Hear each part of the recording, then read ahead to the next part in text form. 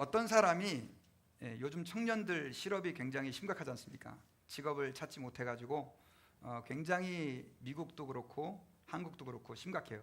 그런데 이 사람이 자기가 그렇게 들어가고 싶었던 회사에다가 이제 어플리케이션을 냈습니다. 그런데 회사에서 서류 심사에 합격을 해가지고 이제 인터뷰를 하십시다 하고 인터뷰 날짜를 이 사람이 받았어요. 기분이 굉장히 좋았습니다. 그런데 인터뷰 시간이 몇 시였냐면 새벽 4시인 거예요. 추운 겨울날 새벽 4시까지 인터뷰를 나오라는 거예요. 그래서 너무 이상하다 싶었지만 그 회사에 들어가기 위해서 이 사람은 새벽 2시부터 일어나가지고 준비를 해서 새벽 4시에 회사에 갔습니다. 아주 추운 겨울날이었어요. 사람들이 인터뷰를 하기 여러 명이 모여 있었습니다. 그런데 문제는 시간이 4시가 돼도 아무도 나타나지 않는 겁니다. 그래서 내가 시간을 착각했나? 다시 한번 그는 인터뷰 서류를 살펴봤는데 여전히 4시로 분명히 적혀 있었어요. 밖에서 추운데 달달달 떠는데 5시가 지나도 사람이 나타나지 않고 6시가 지나도 사람이 나타나지 않고 8시, 9시까지 사람이 안 나타나더니 결국은 9시가 되니까 사람이 나타났어요. 그 사이에 여러분 어땠겠습니까? 기다리던 많은 청년들은 날씨가 너무 춥고 약속을 지키지 않는 회사에 대해서 화가 났습니다. 그래서 하나 둘씩 흩어져 버리고 말았어요.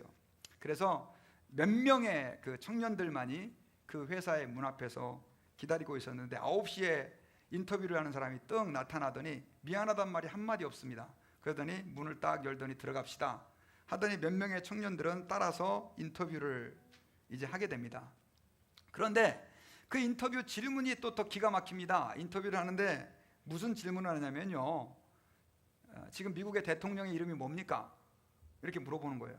여러분 누굽니까? 바락 오바마입니다. 그래서 이 사람이 지금 왜 이런 질문을 하나? 그러더니 그 다음에 또 하는 질문이 뭐냐면 사람의 손가락이 몇 개입니까? 뭐 이런 질문을 하는 거예요. 그리고 나중에는 무슨 장난도 아니고 그러더니 나중에 콧구멍이 몇 개입니까? 막 인터뷰를 하다가 안 그래도 짜증났던 몇 명의 청년들이 다 또 가버렸어요. 나 못하겠다고. 그리고 유일하게 한 명만 남았는데 계속해서 그런 유치한 질문만 하는 거예요.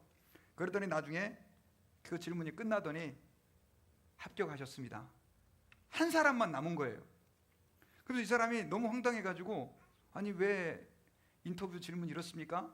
그랬더니 우리 회사는 인내심이 좋은 사람을 뽑기 위해 이렇게 했습니다 라고 하는 거예요.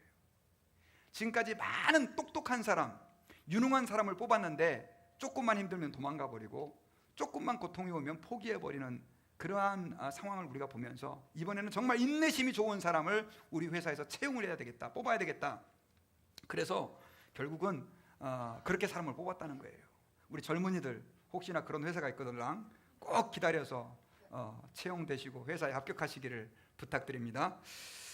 여러분 일반 회사에서도요, 그 회사에서 크게 어떤 사람을 쓰기 위해서는 인내심이 있는 사람을 원합니다. 그렇지 않습니까? 여러분 만약에 지금 비즈니스를 하는데 직원이 인내심이 없어서 조금만 힘들다 그래서 떠나버리면 어떻게 그 사람을 우리가 사용할 수 있겠습니까? 마찬가지입니다. 여러분 하나님께서도 사람을 쓰기를 원하셔요. 지금 하나님께서는요, 하나님이 스스로 일하지 아니하시고 사람을 통해서 하나님의 일을 해나가세요. 하나님의 복음도 사람을 통해서 전하시고 그 다음 또 목회도 누구를 통해서 하게 하세요? 사람을 통해서 하게 하세요. 하나님이 천사를 통해서 하나님의 일을 하면 좋을 텐데 하나님은 천사를 통하지 않고 사람을 통해서 일을 하신단 말이에요. 그런데 여러분 사람들에게 갖춰야 될 중요한 것들 중에 하나가 특별히 여러분 목회자인 경우에는 설교를 잘해야 돼요. 맞죠? 설교도 잘해야 되고 또 성경 공부도 잘 가르쳐야 되고. 하지만 여러분 조금만 힘든 일 있다 그래서 하나님 나 목회 못하겠습니다 하고 때려쳐버리면 하나님이 그 사람을 쓰실 수 있습니까? 없지요. 마찬가지예요. 하나님께서는 목회자도 그렇지만 우리 모든 하나님의 사람들을 사용하시기 위해서 반드시 그 사람에게 요구되어지는 성품이 있는데 그게 바로 뭐냐면 인내라고 하는 것입니다. 그래서 여러분 하나님께서는요, 하나님의 사람을 뽑아서 이끌어 가시는 과정 중에 반드시 그 사람으로 하여금 인내심을 갖게 만듭니다. 그런데 그 인내심은 어떻게 만들어지냐면 시험과 고난과 환난을 통해서 그 인내심이 만들어진다는 것이죠. 여러분, 오늘 야고보서 1장 2절에서는요 이렇게 말씀하고 있습니다. 우리 같이 한번 읽어보십시다. 시작. 내 형제들아, 너희가 여러 가지 시험을 당하거든 온전히 기쁘게 여기라. 여러분, 우리가 왜 시험을 당하면 기쁘게 생각해야 되느냐? 그것은 그 시험이라고 하는 것이 하나님께서 우리를 인도하시는 과정 중에 있고, 또 우리로 하여금 하나님께서 쓰시고자 하는 사람으로 만들어가는 과정이기 때문에 그렇다는 것이죠. 여러분, 특별히 3절에서는요 조금 더 구체적으로 그 시련을 우리가 만나고 그 시험을 당했을 때 기뻐해야 될 이유를 설명해 주고 있어요. 자, 3절 한번 들고 봅시다. 시작. 이는 너희 믿음의 시련이 인내를 만들어내는 줄을 너희가 알미라. 자, 우리가 당하는 시련들이 뭘 만들어낸다고요? 인내를 만들어내기 때문에 결국은 우리가 시련을 당하고 시험을 당할 때 하나님 앞에서 어떤 마음을 가져야 됩니까? 우리는 기뻐하고 감사하고 즐거워해야 된다라고 하는 것이죠.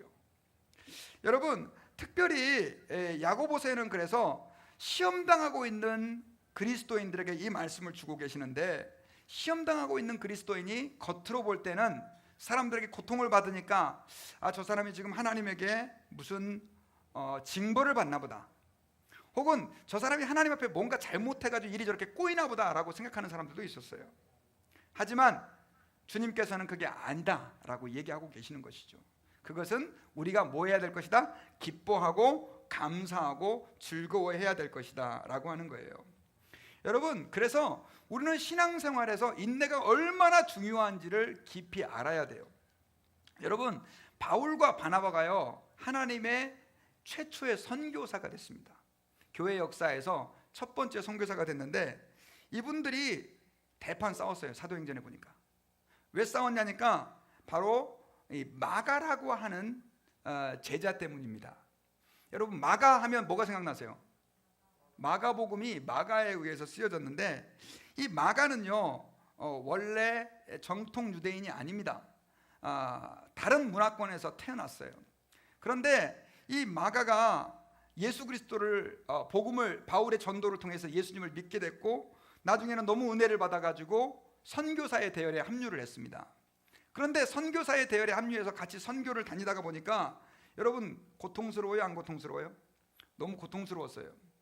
그런데 그렇게 고통을 참고 가긴 했지만 결국은 마가는 도저히 나 선교 못하겠습니다 하고 바울이 1차 선교 여행을 떠났을 때 중간에서 그냥 포기를 해버렸어요. 중간에서 그냥 드랍해버렸단 말이에요.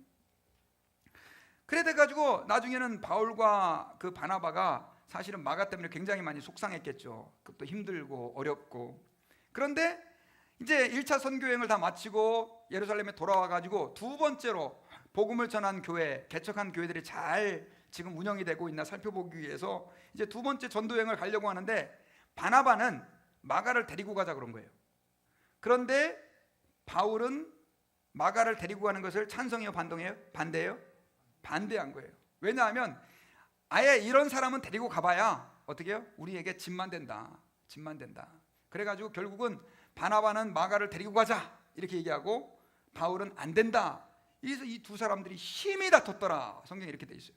심히 다퉈가지고 결국은 어떻게 해요? 바나바는 마가를 데리고 전도여행을 가고 바울은 실라를 데리고 이 전도여행을 가가지고 둘이 사실은 이렇게 갈라지는, 이게 참 교회의 역사에서 가슴 아픈 일이죠. 이런 일이 있었는데 결국은 누구 때문에 이런 일이 생겼느냐? 1차적으로 볼 때는 인내심이 없었던 누구요? 마가 때문에 그렇다는 거예요. 여러분, 그러나 결국은 이제 마가는 바나바에게 잘 돌봄을 받아서 나중에는 하나님께서 정말 기뻐하시는 사람으로 세워졌고요, 성숙된 인격을 갖추게 돼가지고 마가복음도 기록하고, 그 다음 또 나중에는 바울에게 칭찬도 받는 그런 믿음에까지 이르를 수 있었습니다. 여러분, 이런 이야기를 통해서 저희들이 느낄 수 있는 것은 뭐냐면요, 하나님의 일이라고 하는 것 열정만 갖고 절대 안 됩니다. 그리고 내 의지만 가지고 되는 게 아니라 반드시 하나님의 일을 하는 사람에게는 뭐가 필요해요? 인내심이 있어야 되는데, 그 인내심은 무엇을 통해 만들어져요? 시련과 환난을 통해서, 시험을 통해서 만들어진다는 것을 저희들이 기억해야 합니다. 여러분, 그 셰익스피어하고 함께 영국이 낳은 위대한 작가라고 하는 그 밀턴이라고 하는 사람이 있어요. 밀턴. 근데 이 밀턴이 쓴 유명한 책이 뭐냐면 신라권이라고 하는 책입니다. 신라권, 혹시 들어보셨습니까?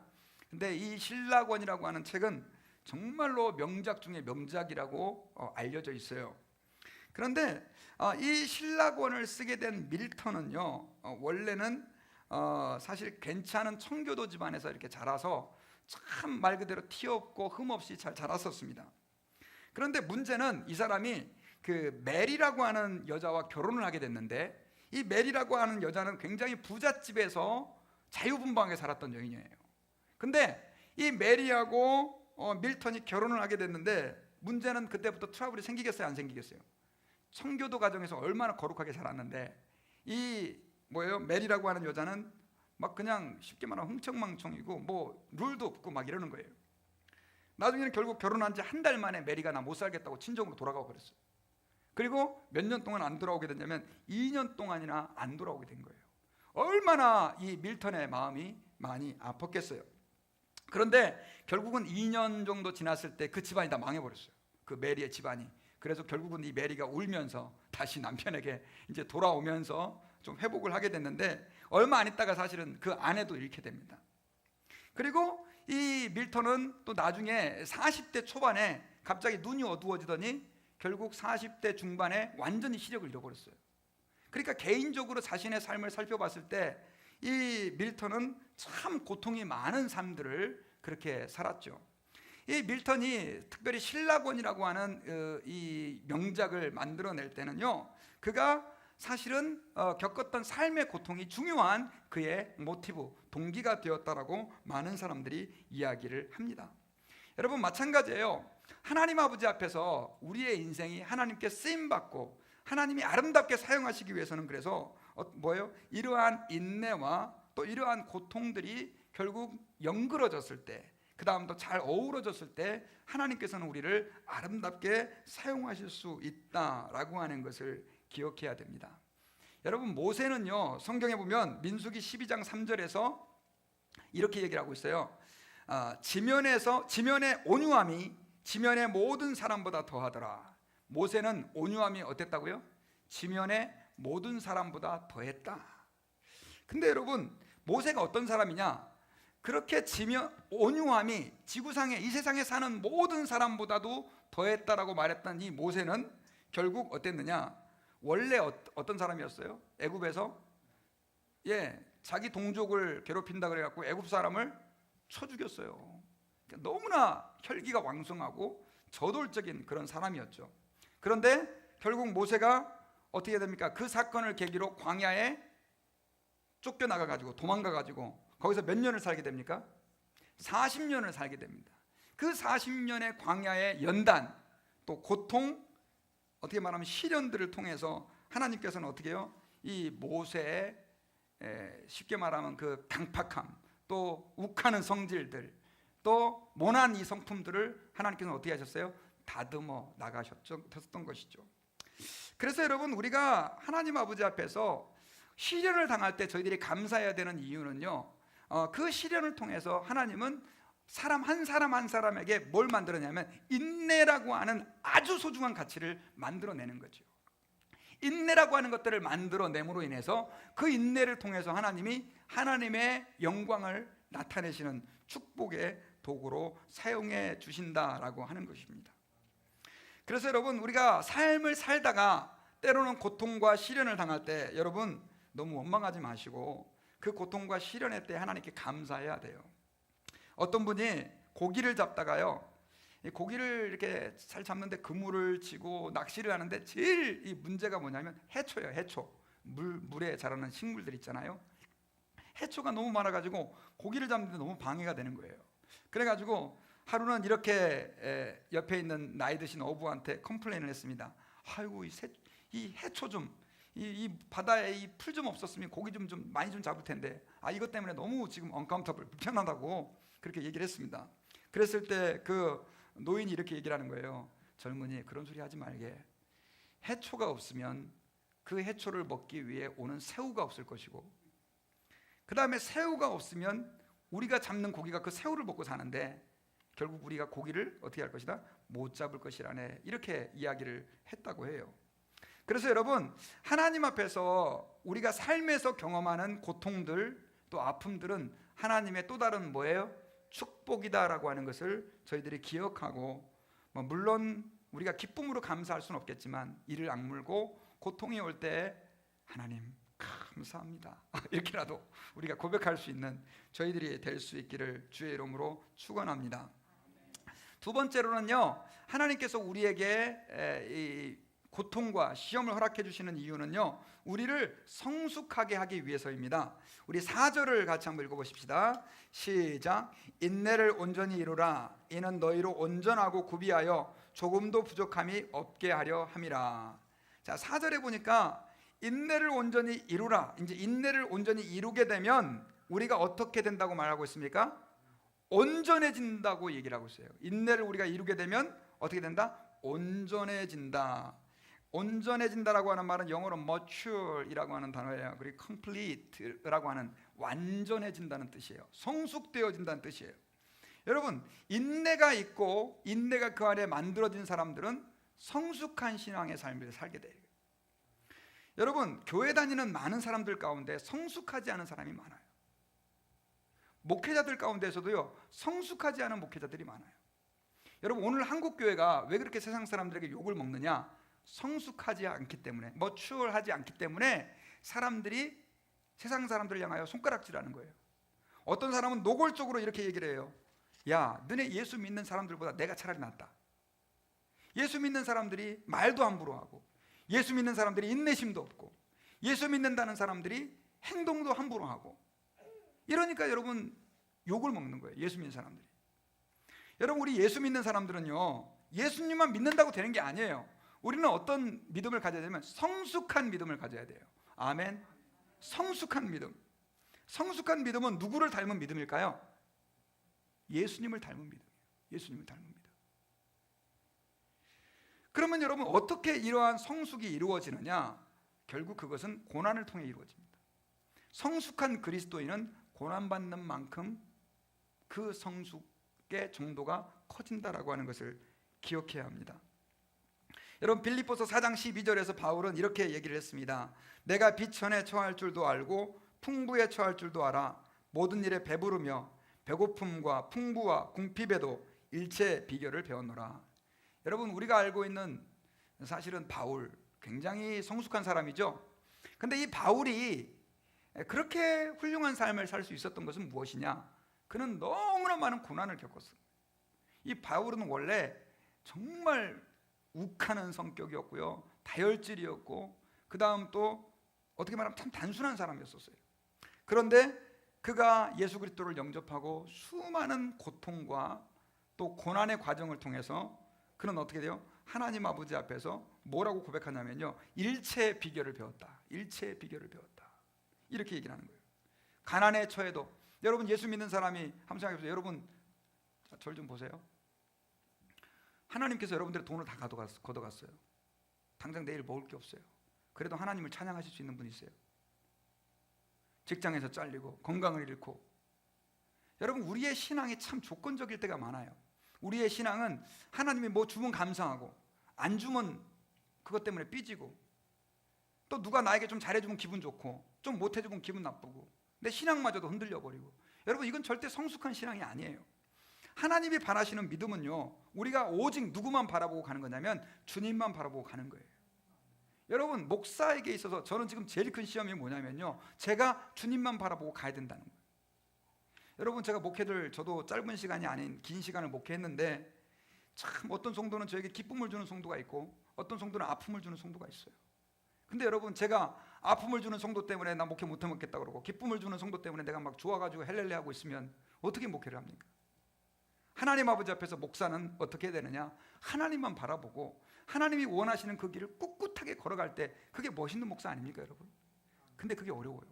너무너무 어려워요. 너무너무 어려워요. 여러분들도 마찬가지일 거라고 믿습니다. 하나님 앞에 누가 성숙한 신자냐? 교회가 어려워도 하나님 앞에서 꿇고 교회를 위해서 기도하고, 고통을 주는 성도가 있어도 하나님께서 이 사람을 내게 붙여줬다라고 믿고 그 사람들을 감수해 나가면서 주님의 말씀이 내가 저 사람을 사랑해야 되지, 이런 마음을 가지고 정말 비가 오나 눈이 오나 주의 길을 꿋꿋하게 걸어갈 수 있는 성도, 이런 사람이 하나님 앞에 멋있는 인생인 거예요. 여러분, 그래서 우리는 하나님 앞에서 이걸 기억해야 됩니다. 주님께서 그러면 이러한 성숙을 어떻게 우리가 갖게 하느냐? 결국은 시련과 뭘 통해서요? 고통을 통해서요. 어떤 분들은 끊임없이 육신적인 질병으로 고통을 당하는 분들이 있어요. 몸이 너무너무 아파요. 너무너무 아파요. 진짜 하나님이 차라리 나를 좀 데려가셨으면 좋겠다 하고 싶을 정도로. 여러분, 하나님은 왜 우리에게 그 고통을 남겨놓으실까요? 여러분, 뭐 무슨 죄 지어서 그래요? 물론 그런 경우도 있어요. 하지만 많은 경우는 주님이 그 고통의 순간을 통해서 우리를 뭐예요? 성숙하게 만들어 가시는 거예요. 그래서 우리에게 고통을 남겨놓으신 거예요. 그러니까 그 고통이 우리에게 저주가 아니라 뭐다? 축복이다라고 하는 것을 기억해야 합니다. 우리는 고통 없이 성숙할 수 없습니다. 여러분, 욥이 고통을 당했잖아요. 왜 고통당했습니까? 욥이 하나님께 뭐 잘못했나요? 왜 고통을 당했어요? 성숙하게 하기 위해서. 욥은 굉장히 믿음이 좋은 사람이었어요. 하나님께서 가진 거를 다 가져가 버렸어요. 가족들도 다 죽여버렸어요. 부인은 하나님을 욕하고 죽어라, 그렇게 하고 결국은 부인도 도망가 버렸어요. 그런 상황에서 여러분, 하나님을 붙잡을 수 있습니까? 하나님을 찬양할 수 있습니까? 근데 욥은 찬양했단 말이에요. 그런 믿음의 훌륭한 사람이 뭐가 부족해서. 근데 욥에게요, 부족한 것이 한 가지 있었어요. 뭐였냐면, 욥은 하나님 앞에 내가 잘하면 하나님이 나를 축복 주신다라고 하는 믿음을 가지고 있었어요. 너무 아름다운 믿음이죠. 그런데 하나님은 내가 잘해도 축복 안 해줄 수도 있는 분이라고 하는 사실을 잘 몰랐어요. 이해가 되십니까, 여러분? 하나님은 전지전능하신 분이고요, 우리에 의해 모든 행동이 결정되는 분이 아니에요. 그래서 여러분, 하나님께서는 나중에 욥에게 찾아오셔가지고 내가 바다와 육지의 경계를 나눌 때 너는 뭐 했냐? 내가 큰 바람을 불어올 때 그 바람이 어디로 와서 어디로 가는지 너네 아냐? 뭐 이런 얘기들을 하죠. 그래서 결국 나중에 욥이 하나님께 회개하면서 하나님은 언제나 옳으십니다, 이렇게 고백을 하게 됩니다. 하나님은 언제나 옳으십니다. 하나님은 언제나 바르십니다. 내가 아무리 하나님을 이해하려 해도 나는 하나님을 이해할 수 없습니다. 이런 고백을 욥이 하게 됩니다. 성숙해진 거죠. 여러분, 고난은 그래서 우리를 성숙하게 합니다. 찰스 코우만 여사가요, 이분이 벌레를 연구하는 분인데, 애벌레가, 아주 그 작은 벌레가 그 나방이 되는 그 과정을 1년 동안 이렇게 자세히 관찰을 했대요. 그런데 그 벌레가 이렇게 처음에는 이렇게 번데기 같이 동그란 거 있잖아요. 거기에서 이제 이렇게 번데기를 이렇게 뚫고 나와서 나비가 되는데, 보니까 이 안에 있는 그러니까 나방이 그 번데기를 이렇게 뚫고 나오는데 구멍이 이렇게 좁은데 너무너무 고생해서 나오는 거예요. 그래가지고 이 코우만 여사가 참 이렇게 불쌍하다고 생각해가지고 그 조그만한 구멍을 뚫고 나오는 거를 갖다가 이렇게 가위로 잘라갖고 구멍을 크게 해줬어요. 그랬더니 이제 고생 안 하고 벌레가 쉽게 이제 나올 수가 있게 된 거예요. 근데 여러분, 놀라운 사실은 그 넓은 구멍으로 나온 그 나비들은요, 날지를 못하는 거예요. 날지를 못하는 거예요. 결국 큰 구멍으로 쉽게 빠져나온 나방은 날지 못하는 나방이 되어버린 거예요. 여러분, 하나님 아버지 앞에서도 마찬가지예요. 고통이 없이, 성숙이 없이, 혹은 시련이 없이 하나님 앞에서 여러분들이 하나님의 일을 크게 감당하고 하나님의 큰 축복을 감수할 수 있을 줄 아세요? 죄송합니다, 없습니다. 하나님 앞에 쓰임받았던 사람치고, 그래서 고통이 없었던 사람이 있어요, 없어요? 있어요? 성경에서 없어요. 여러분, 그래서 고통을 많이 받으시기를 축원합니다. 아멘이.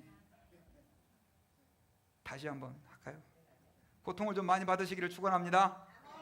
네. 이야, 목사가 고통받으라고 하니 왜냐면요, 여러분이 고통받는 만큼 여러분들은 큰 사람이 될 수 있어요. 진짜예요. 고통받는 사람, 고통을 많이 받은 만큼 우리는 마음이 넓은 사람이 될 수 있어요. 우리는 고통을 많이 받은 만큼 더 멀리 높이 날아갈 수 있는 믿음의 사람이 되어지는 것이다 라고 하는 것입니다. 우리는 고통을 통해 성숙합니다. 우리는 고통을 통해서 다듬어지지요.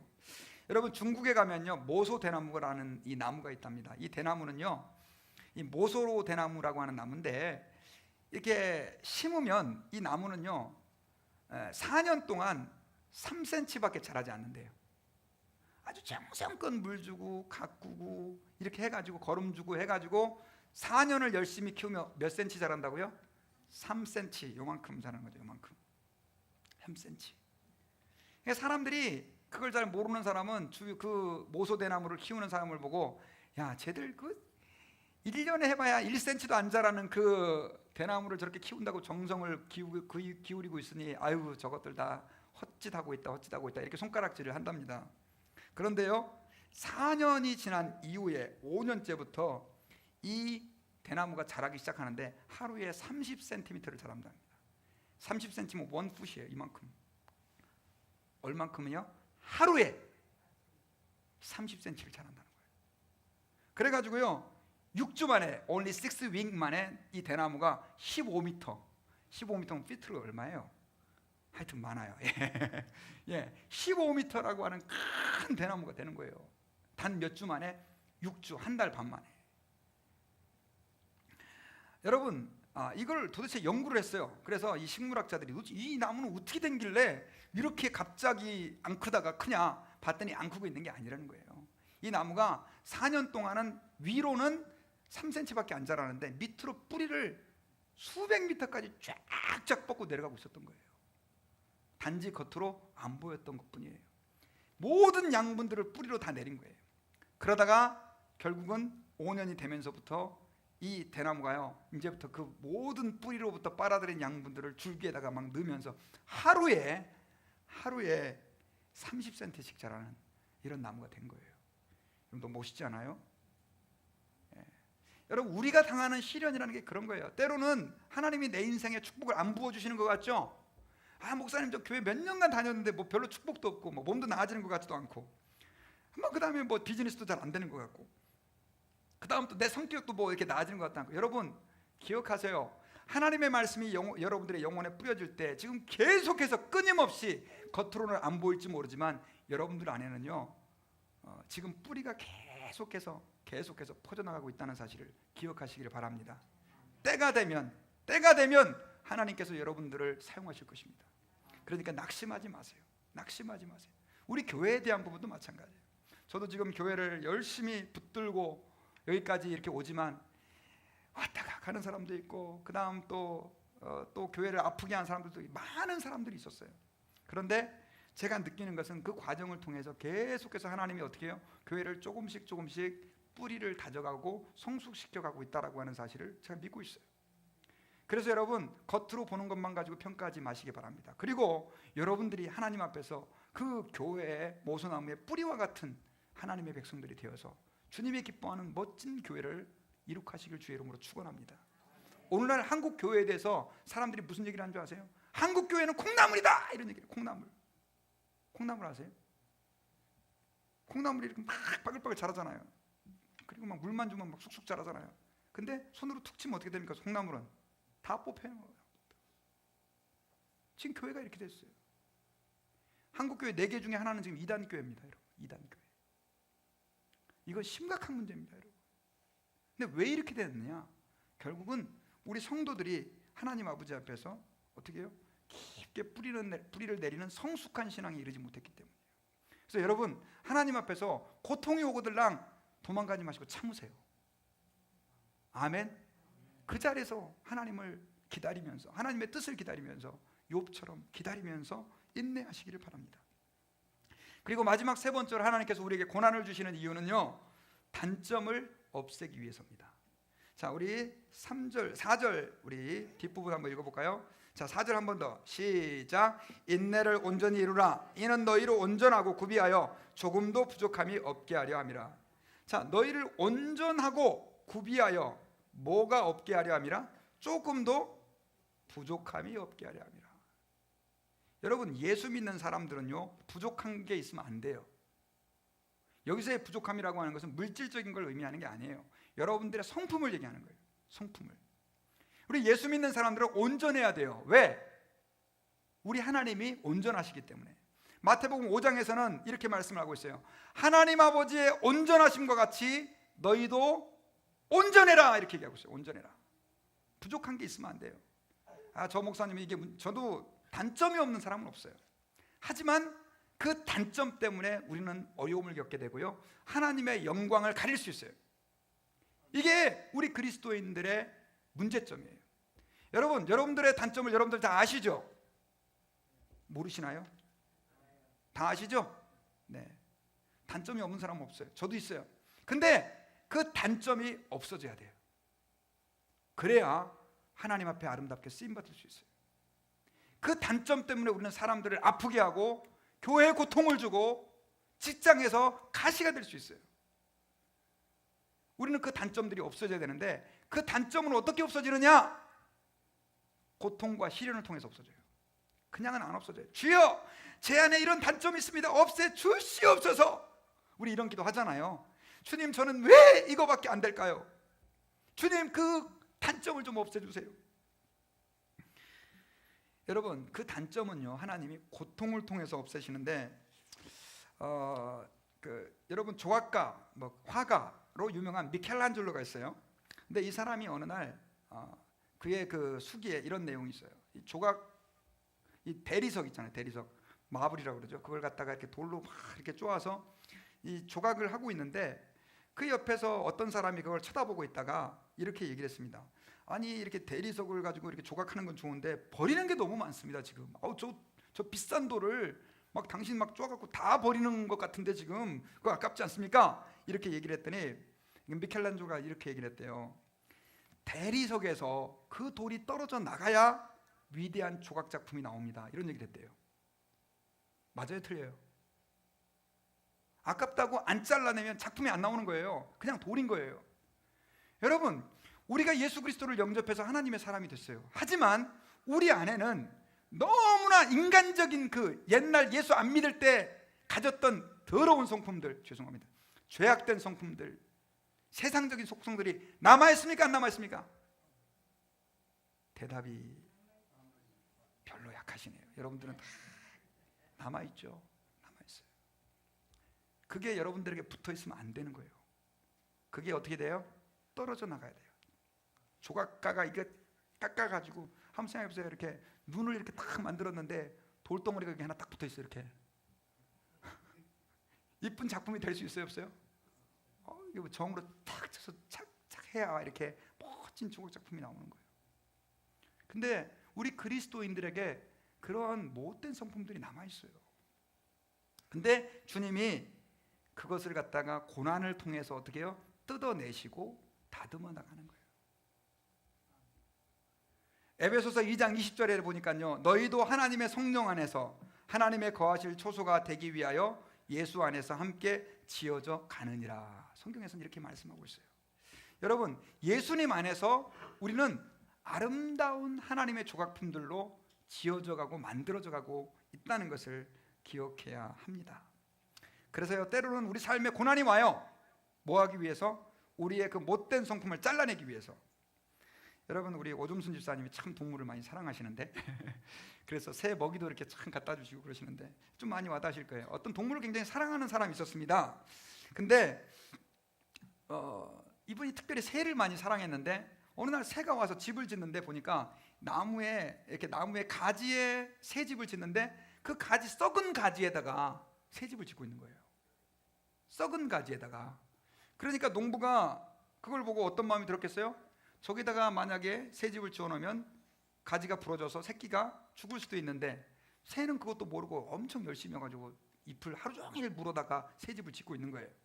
그러니까 농부가 어떻게 했습니까? 여러분 같으면 어떻게 하시겠어요? 새 집을 헐어버렸어요. 그러니까 새가 어느 날 와보니까 새 집이 다 헐렸거든요. 하나님 나에게 왜 이런 시험을 주십니까? 했는지는 모르겠지만 진짜 열받은 거예요. 막 살고 싶지 않은 거예요. 이렇게 수고해서 집을 줬는데 집이 허물어져 버리니까. 그 다음 또 이제 그래도 내가 하나님 포기하겠습니까 하면서 또 열심히 물어다가 거기다 또 새 집을 지었어요. 그 다음 날 가보니까 농부가 분명히 헐었는데 또 새 집이 만들어지고 있는 거예요. 어떻게 했겠어요? 또 헐어버렸어요. 그 다음 날 보니까 새가 내가 열심히 지었는데 또 없어진 거예요. 하나님, 나 진짜 못 살겠습니다 하는데 그래도 내가 포기하겠습니까? 저는 인내심이 많은 새인데 하면서 또 열심히 거기다 또 짓는 거예요. 농부가 어떻게 했을까요? 야, 이제 불쌍하다, 내버려 둬야 되겠다 했을까요? 여기서 내가 포기하겠냐? 또 헐어버렸어요.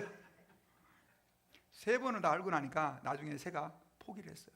그러고 나서 다른 가지에다가, 아주 튼튼한 가지에다가 새 집을 짓기 시작하는 거예요. 그러니까 농부가 그때서 어떻게 해요? 그래 거기다 해야지, 이런 고백이 있었다고 해요. 여러분, 우리는요, 지금 우리가 썩은 가지에 집을 짓고 있는지, 내 믿음의 집을 썩은 가지에 짓고 있는지 좋은 가지에 짓고 있는지 몰라요. 우리는 워낙에 자존심이 세거든요. 근데 어느 날 하나님이 그 집을 헐어버려요. 열받아요, 안 받아요? 어떤 사람은 열받아가지고요, 아예 하나님 안 믿겠대. 자기는 자기 집 헐었다고. 또 어떤 사람은 물에 자기 몸을 던져서 죽는 사람도 있어요. 세상에, 새가 아예 못 살겠다고 자살하는 거하고 똑같은 거죠. 정말 바보 같은 사람이에요. 바보 같은 사람이에요. 여러분, 우리의 집은 때로는 허물어져야 돼요. 잘못된 썩은 가지 위에 지어진 집은 허물어져야 되는 거예요. 그래야 여러분, 우리가 살 수 있어요. 그래서 여러분, 저와 여러분들은 하나님 아버지 앞에서 주님께서 때로는 우리 삶 가운데 그렇게 개입하실 때 어떻게 해야 되느냐? 하나님, 감사합니다. 그런 마음을 가지고 주님이 지금 나에게 더 좋은 집을 주시려고, 좋은 자리에 집을 주시려고 일하고 계신다라고 하는 것들을 저희들이 인정해야 합니다. 여러분, 요셉은 애굽의 국무총리가 되던 사람이에요. 그런데 이 요셉이요, 어렸을 때 보면 얘가 성격이 보통이 아니었어요. 왜냐하면 꿈꿨다고 형들 앞에서 형들의 그 곡식단들이 자기한테 절한다 이런 얘기를 하고, 나중에는 보니까 결국 자기 아버지의 곡식단, 자기 아버지와 어머니조차도 그렇게 한다라고 하는, 그러니까 사실 굉장히 교만한 거죠. 요셉도 어렸을 때 이렇게 가만히 보면요, 세상 말로 싸가지가 없어요. 요셉이 싸가지가 없는 사람이었었어요. 그런데 하나님께서 그 요셉을 어떻게 해요? 결국 형제들에게 인신매매 당해가지고 애굽의 종으로 팔리게 하시고, 나중에는 하나님의 뜻대로 산다고 굳게 자기 자신을 지키고, 그 다음 또 믿음으로 보디발의 유혹을 거절했음에도 불구하고 감옥까지 갇혔잖아요. 왜 하나님이 그렇게 하셨을까요? 그 이유는요, 요셉을 성숙하게 하시고 그 안에 아직도 남아있는 부족함들을 제하시기 위해서 그렇게 하신 거라고 저는 믿습니다. 그러니까 요셉이 여러분 애굽에 가가지고 국무총리가 되고 애굽 백성들을 구원하는 도구로 쓰임받고, 자기 형제 아버지를 구원하는 하나님의 도구로 쓰임받은 거예요. 여러분, 절대로 성숙하지 않으면 우리는 하나님 앞에 쓰임받을 수 없습니다. 베드로가 엄청나게 실패했잖아요. 얼마나 창피합니까? 예수님 앞에서 절대로 나는 예수님을 부인하지 않겠습니다 라고 했던 베드로가 3번이나, 그것도 제일 먼저 예수님을 부정하잖아요. 얼마나 창피하고 세상 말로 부끄럽습니까? 그런데 왜 하나님께서는 베드로에게 그런 실패를 경험하게 하실까요? 가만히 그 여종들이 보고 그냥 하나님이 눈을 가려가지고 베드로 이제 못 알아보게 하면 좋잖아요. 근데 그 여종들이 그 밤중 어두운 곳에서 베드로를 알아봤어요. 그러면서 찾아와가지고 너 예수님하고 함께 있었던 사람이지, 한 번만 물어보면 될 텐데 3번이나 물어보게 만들어서 완전히 베드로를 묵사발되게 만들어버려요. 묵사발되게. 그렇지 않습니까 여러분? 초대교회에 위대한 사도라고 하는데 너무 창피하잖아요. 근데 왜 그러겠어요?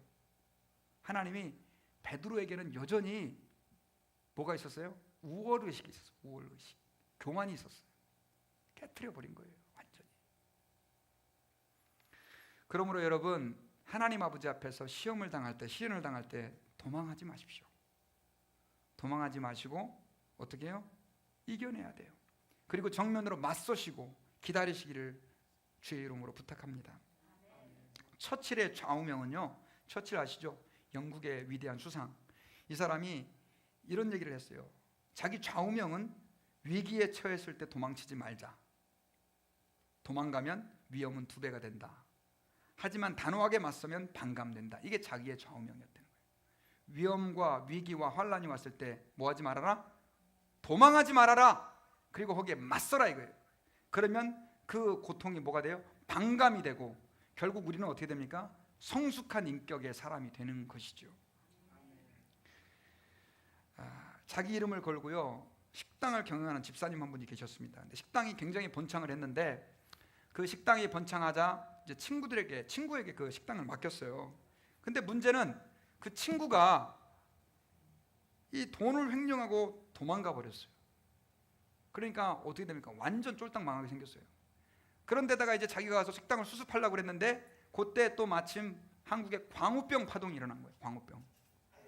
소고기 안 먹는 거. 그러니까 방법이 없는 거예요. 그 돈을 투자한 사람들은 이제 저 식당이 망하게 됐으니까 자기 빌려준 돈, 투자한 돈을 이렇게 회수하려고 막 말 그대로 그 주인을 쪼아오기 시작하는 거예요. 빚 갚으라고. 결국은 이 사람은 야, 이러다 죽을까? 고민을 하다가 아니다. 죽을 힘이 있으면 살아야지 하면서 하나님 앞에 기도하면서 모든 것을 내려놓고 정면 승부를 결정했습니다. 정면 승부. 그래서 자기의 전 재산을 다 정리했어요. 자기가 가진 전 재산을 정리해가지고 투자자들의 그 빚쟁이들의 빚을 다 갚았어요. 다 갚고 그래도 못 갚은 빚에 대해서는 그 빚쟁이들을 만나가지고 내가 비즈니스를 해가지고 이걸 다시 살려서 당신 빚을 갚겠습니다. 그렇게 세월을 두고 갚겠다고 약속을 하고 결국 다시 그 가게를 자기가 맡아서 열심히 기도하면서 식당을 했어요. 하나님 복을 주셨을까요? 안 주셨을까요? 주셨죠. 그 식당이 다시 회복이 됐어요. 그래가지고 그 빚쟁이들의 빚을 다 갚아가지고 오히려 어떤 축복이 됐냐면 그동안에 가졌던 그 모든 부채를 청산하는 계기가 된 거예요. 할렐루야. 그리고 돈이 남아도니까 이제 빚을 갚고도 다른 비즈니스에 투자를 해가지고 다른 비즈니스까지 더 잘 되는 그런 축복이 있었다고 합니다. 여러분, 우리는 모든 것들을 세상적으로 생각을 하고 고통이 있으면 회피하려고 하는 본능이 있어요. 그러나 여러분, 고통이 있을 때 피하지 마시고 정면으로 맞서시기를 주의 이름으로 축원합니다. 그 고통이 우리에게 축복이 될 수 있다는 것이죠. 여러분, 새에게 있어서 제일 거추장스러운 건 뭐냐면 날개입니다. 그 등치 요만하게 작은 새가 큰 날개를 접었다 폈다 얼마나 불편합니까? 그런데 새에게 있어서 가장 중요한 게 뭐예요? 날개잖아요. 날개가 없으면 새가 어떻게 새가 아니죠.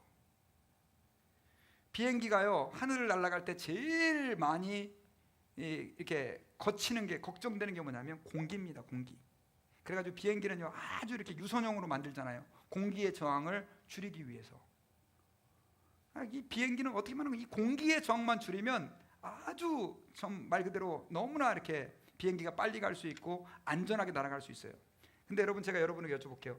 비행기가 공기 없이 날 수 있어요? 공기가 없는 곳에서는 비행기를 날아갈 수가 없어요. 똑같아요. 우리가 당하는 시험들, 어려움들, 또 내 안에 있는 고통들, 그것은 나를 날게 하는 비행기가 되는 거예요. 여러분, 그래서 하나님 앞에서 여러분들에게 있는 고통들, 또 문제들, 또 여러분들에게 지금 닥쳐오는 아픔들, 시련들 낭망하지 마시고 하나님 앞에서 그것이 나를 날게 하는 공기가 되게 하시고 또 그 과정이 나를 다듬어가는 하나님의 조각 과정인 것을 인정하실 수 있는 저와 여러분들이 되기를 주의 이름으로 축원합니다. 같이 기도하겠습니다. 하나님 아버지, 감사합니다. 저희들을 사랑해 주시고 저희들을 구원하여 주의 백성 삼으시고 이제 저희들을 하나님의 그 아름다운 모습으로 다듬어 가심을 인하여 감사합니다. 특별히 때로는 우리의 삶 가운데 시련과 환난이 닥칠 때 하나님, 저희들이 낙심하지 않게 도와주시고 저희들이 하나님 아버지 앞에서 그것이 우리를 위한 하나님의 축복의 과정인 것을 기억하며 늘 감사하며 회피하지 아니하고 그것을 극복해 나갈 수 있도록 은혜를 더해 주시옵소서. 감사드리며 예수님의 이름으로 기도드리옵나이다. 아멘.